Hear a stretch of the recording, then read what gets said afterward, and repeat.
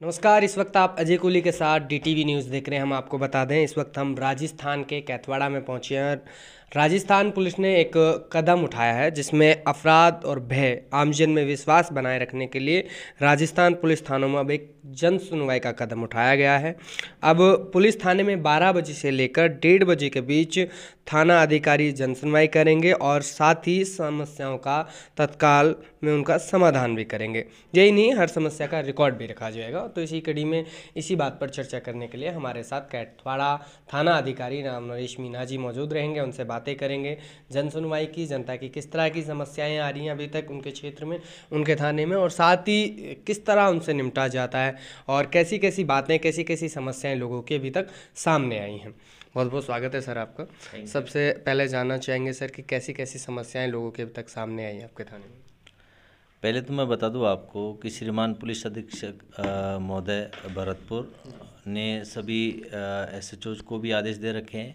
इसके संबंध में हमारे पुलिस महानिदेशक महोदय द्वारा राजस्थान द्वारा ये सभी एसएचओ से लेकर के एसपी आईजी तक को ये सुनिश्चित किया गया है कि रोज़ाना आप 12 बजे से लेकर के और 1:30 बजे तक जन सुनवाई करेंगे। जो भी परिवादी आपके कार्यालय में आता है तो उसकी समस्या का समाधान करेंगे। जो भी उसका निराकरण होता है उनके निराकरण कार्रवाई करेंगे। तो उसका किस तरह का रिजल्ट अभी तक देखने को मिल रहा है? नहीं, इसका अच्छा रिजल्ट है। हम तो पहले भी जन सुनवाई करते थे और करनी भी चाहिए। राज्य सरकार के द्वारा स्वागत कक्ष भी प्रत्येक थाने में बनवाए गए हैं। उनमें बिठा करके जो भी हमारे सामने परिवादी आता है उसकी समस्या को सुनते हैं। जो समस्या पुलिस के सॉल्व करने वाली होती है तो उसको हम सॉल्व भी करते हैं, और मान लो हमसे रिलेटेड मामला नहीं है तो हम संबंधित विभाग को भी उसकी सूचना देते हैं। अच्छा, मान लीजिए कि एक समस्या आई, एक दो पक्षों की ओर से जब कोई बात होती है तभी कोई ऐसी बात बनती है।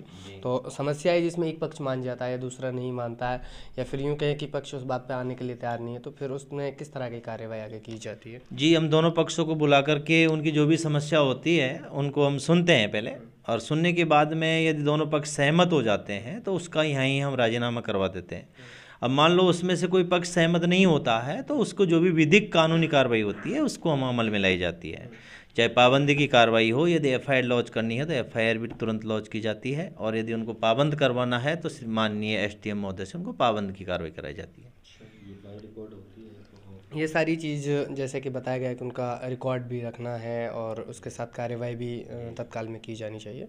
तो क्या किस तरह का इनका रिकॉर्ड रखा जाता है? किस तरह आपको स्लिप वगैरह कुछ? जैसे हम हमारे यहाँ पर जो भी कोई परिवादी आते हैं तो उनकी हमारे यहाँ स्वागत कक्ष का रजिस्टर है, उसके अंदर आपको मैं दिखाना चाहूँगा। ये रजिस्टर के अंदर हम सब एंट्रियाँ करते हैं।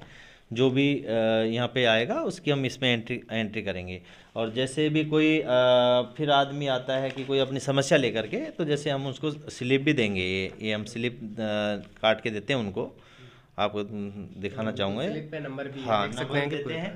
और जो भी उसका परिवाद वगैरह, जो एफआईआर नंबर वगैरह जो भी है उसकी हम उसको स्लिप देंगे, और उनको बताया जाएगा कि आपकी हमने ये जो भी कार्रवाई है इसको कानूनी तौर से हमने ले लिया है, और आपकी जब भी कोई आप यदि कोई सुनवाई नहीं होती है तो इस स्लिप को लेकर के आप आ सकते हो, और आने की जरूरत भी नहीं पड़ती क्योंकि तुरंत ही हम उस पर एक्शन लिया जाता है। इसकी हमारे उच्च अधिकारियों के द्वारा मॉनिटरिंग भी की जाती है समय समय पर। श्रीमान पुलिस अधीक्षक महोदय द्वारा, सीओ साहब द्वारा, एडिशनल एसपी द्वारा इस समय समय पर चेकिंग भी की जाती है सडनली।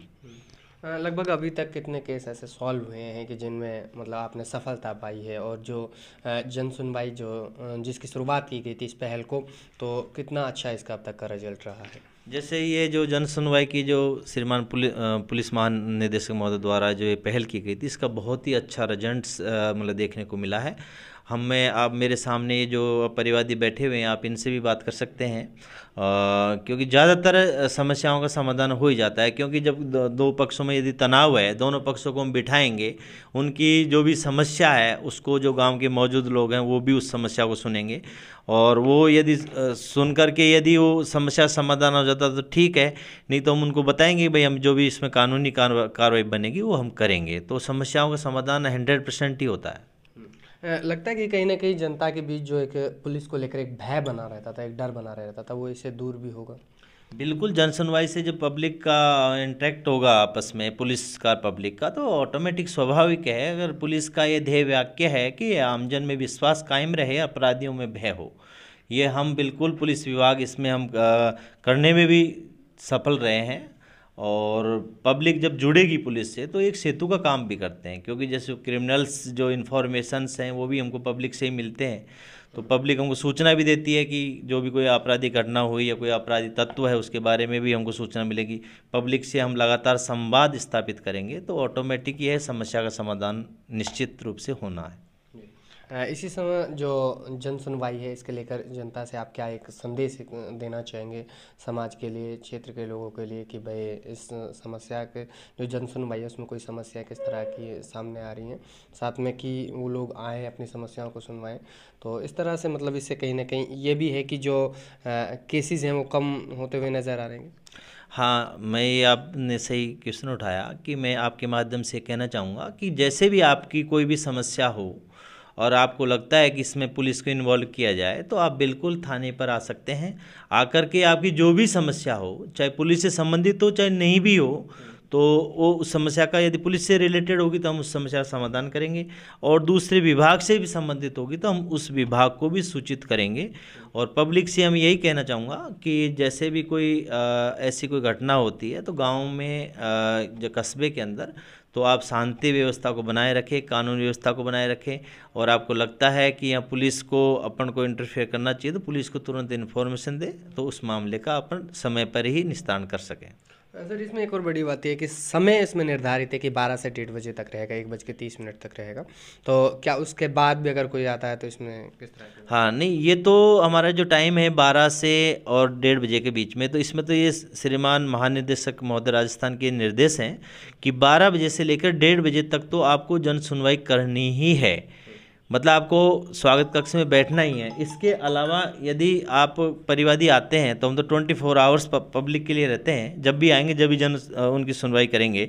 लेकिन ये जो टाइम दिया है 1.5 घंटे का, ये पब्लिक को भी ये है कि भाई पब्लिक को ये लगे कि भाई अधिकारी आपको थाने पे या ऑफिस में मिलेगा ही, क्योंकि पुलिस को और भी काम होते हैं, जैसे कभी कोई फील्ड में कोई इन्वेस्टिगेशन पर्पस से चले गए, लेकिन हम उन कामों को छोड़ करके कोई कानून व्यवस्था की स्थिति या कोई न्यायालय में हमको यदि तलब नहीं किया जाता तो हम उस समय को थाने पर रह करके ही जन सुनवाई के लिए ही फिक्स करके रखते हैं। हाँ, उस टाइम में तो हम जन सुनवाई करेंगे। यदि थानाधिकारी नहीं है तो जो हमारा सेकंड ऑफिसर है वो जन सुनवाई करेगा। धन्यवाद। हमारे साथ राम नरेश मीना जी, जो कि थाना अधिकारी हैं कैथवाड़ा थाना कस्बे के। हम आपको बता दें, उन्होंने बताया कि जन सुनवाई में लगातार जो लोग हैं, पारिवारिक उनके मसले होते हैं, थाने क्षेत्र के अंदर जो भी गांव आते हैं उनके लोग आते हैं और बातें करते हैं, और साथ ही सबसे अच्छा रिजल्ट उसका ये रहा कि कहीं ना कहीं अपराध पे भी अंकुश लगाया जा सकता है और साथ ही केसेस को भी कम किया जा सकता है, और समाज के अंदर, क्षेत्र के लोगों के अंदर जो एक भय बना हुआ रहता है उसको भी दूर किया जा सकता है। इस जन सुनवाई से बहुत ही अच्छा कदम था सरकार का। साथ ही लोगों से बात करेंगे, जन सुनवाई को लेकर लगातार जो लोग आते हैं उनसे भी बात करेंगे कि क्या उनकी समस्या थी, किस तरह का उन लोगों के लिए उसका रिजल्ट रहा। क्या नाम है सर आपका? आमीन है जी। कहाँ से हैं? कैथवाड़े से। कैथवाड़े से। क्या आप लोगों की आज मतलब समस्या थी? समस्या ये थी कि हमारे मोहल्ले में खुर्शीद और एक आश मोहम्मद है, इनमें आपसे एक ज़मीनी छोटा सा विवाद था।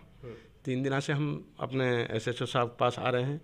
SHO साहब ने हमारी मदद भी की और ये कहा कि आप जिम्मेदारी के तौर पर आप यहाँ आओ और हम भी इनके जो विवाद है इसको बैठ करके सुलझाओ, अगर जायज़ ऐसा है केस करने के लायक है तो किया जाएगा, ना तो बैठ के ही सुलझाया जाएगा। इसी वजह से हम आज 3 दिन से इसी मसले में व्यस्त हैं। अच्छा, इस पहल को आप क्या कहना चाहेंगे? बहुत अच्छी पहल है। हमने अपने अधिकारी पर विश्वास भी है और इनके समक्ष ये फैसला जो हो जाता है तो हमारा विवाद मिट जाएगा और गांव में अमन शांति रहेगी। किस गांव से बताया सर? कैथवाड़े से। धन्यवाद। देखिए, जनता, उसी के साथ हमारे साथ अधिकारी भी मौजूद रहे। हमने बताया कि लोगों की सुनवाई, अब जन सुनवाई, जिसमें कोई भी उनकी समस्या होगी, सबसे पहले जो भी उसमें जन सुनवाई से समस्या को सुलझाया जाएगा। अगर नहीं भी होता है तो फिर उसके बाद उसकी कोई भी कार्रवाई की जाएगी। तो बने रहे आप हमारे साथ, देखते रहें। Camera person journalist Ismail Mannan के साथ DTV न्यूज़ से मैं आपका अपना अजय कोहली। धन्यवाद। तीन का मशहूर इलेक्ट्रो होम्योपैथी अस्पताल, जहां बिना इंजेक्शन ऑपरेशन के होता है इलाज, जैसे लकवा, गुर्दे या पित्त की पथरी, दमा, सांस, फेफड़ों की बीमारी, कोलेस्ट्रॉल, दिल की नसों में ब्लॉकेज या सूजन, बच्चेदानी में रसौली या गांठ, सफेद पानी, शुगर, बीपी, थायराइड जैसी बीमारी, जोड़ों का दर्द, डिस्क स्लिप, घुटने व कमर दर्द, पीलिया या पुराना बुनियादी बुखार, बवासीर या सेक्स समस्याएं, नामर्दी धात, शीघ्र पतन बिना अंग्रेजी दवाओं के इलेक्ट्रो होम्योपैथी से केवल 100 रुपए में इलाज किया जाता है। यहाँ पर like care institute of medical science में सभी डिप्लोमा कोर्स जैसे BEMS, CMS, ED, DMLT, ANM, GNM जैसे नर्सिंग कोर्स कराए जाते हैं।